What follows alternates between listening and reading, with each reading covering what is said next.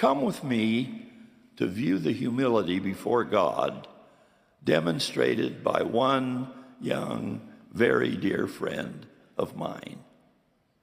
On January 5th, 2025, 91 days ago, Easton Darren Jolly had the Aaronic priesthood conferred upon him and was ordained a deacon in the Church of Jesus Christ of Latter-day Saints.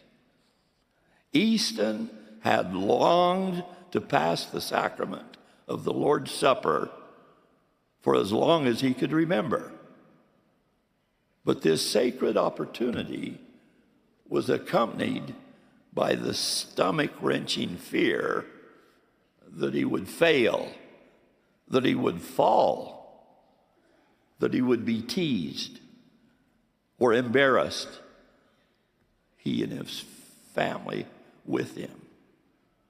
You see, Easton has a rare and very destructive illness, Ullrich congenital muscular dystrophy.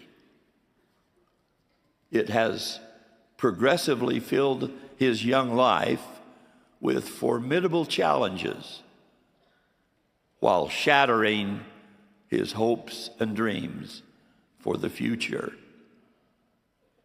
He will soon be in a wheelchair permanently.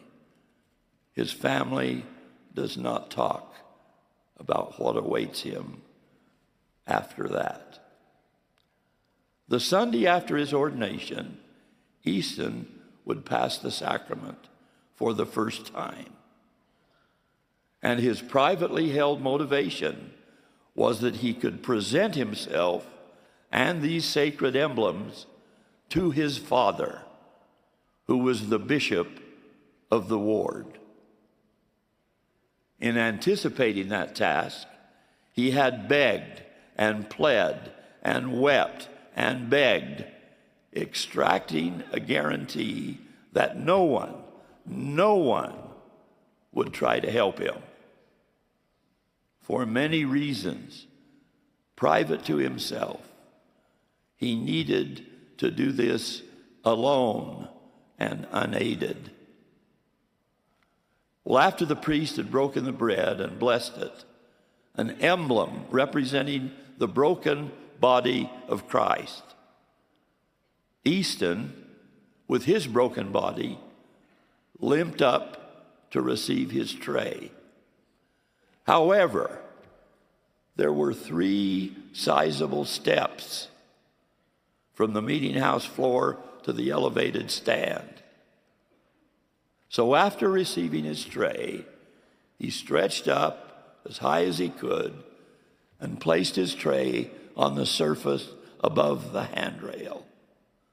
Then, sitting down on one of the higher steps, with both hands, he pulled his right leg up onto the first step.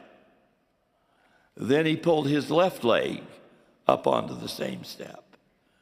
And so on until, arduously, he was at the summit of his personal 3-step Mount Everest.